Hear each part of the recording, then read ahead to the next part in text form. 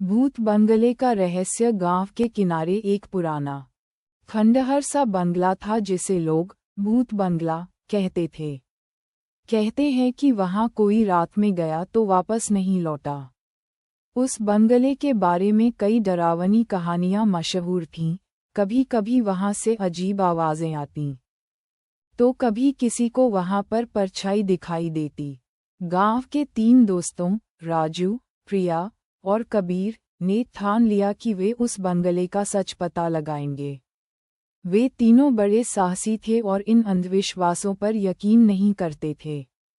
एक रात जब पूरा गांव सो रहा था, तीनों ने टॉर्च और कुछ खाने पीने का सामान लेकर बंगले की ओर कदम बढ़ाया।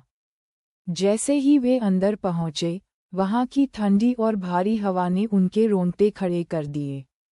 दीवारों पर धूल जमी थी, फर्श पर पुरानी जंजीरों के निशान थे और हर कोने में मकड़ियों का जाल।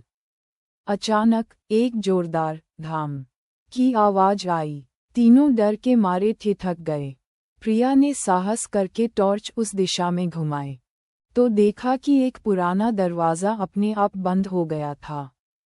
तभी उन्हें एक धीमी सी फुसफुसाहट सुनाई दी। कौन है यहाँ? कबीर ने कांपती आवाज में कहा। कौन है वहाँ? कोई जवाब नहीं आया। वे आगे बढ़े तो एक बड़ा कमरा मिला, जहाँ एक पुरानी तिजोरी रखी थी। तिजोरी पर बड़े बड़े अक्षरों में लिखा था, खोलो मत। लेकिन राजू ने मना करने के बावजूद तिजोरी खोल दी। जैसे ही तिजोरी खुली, एक तेज हवा का झोंका आया और कमरे में सन्नाटा छा गया। तभी अचानक कमरे में एक सफ़ेद परछाई प्रकट हुई। वह परछाई धीरे धीरे एक बूढ़ी औरत का रूप लेने लगी। उसकी आंखें जलती हुई आग जैसी थीं और उसकी आवाज़ गूंज रही थी, तुमने मेरी नींद क्यों तोड़ी? तीनों डर के मारे चिल्लाने लगे। तभी बूढ़ी औरत ने कहा, डरो मत, मैं इस बंगले की मालकिन हूँ। मुझे यहाँ के नौकरों ने धोखा दिया और इस तिजोरी में बंद कर दिया। मेरी आत्मा यहाँ फंस गई है।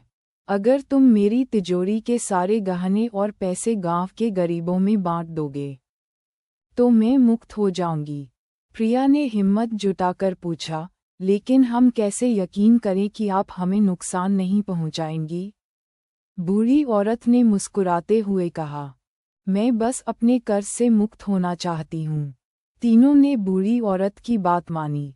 वे गहनों को बाहर लेकर गए और गरीबों में बांट दिया।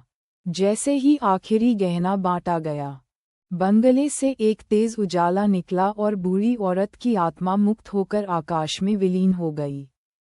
इसके बाद से वह बंगला कभी किसी को डरावना नहीं लगा। अब लोग वहां से गुजरते हैं तो बस एक सुकून भरी हवा महसूस होती है। सीख: डर का सामना करने से कई बार सच्चाई का पता चलता है और दूसरों की मदद करने से बड़ी ताकत कोई नहीं।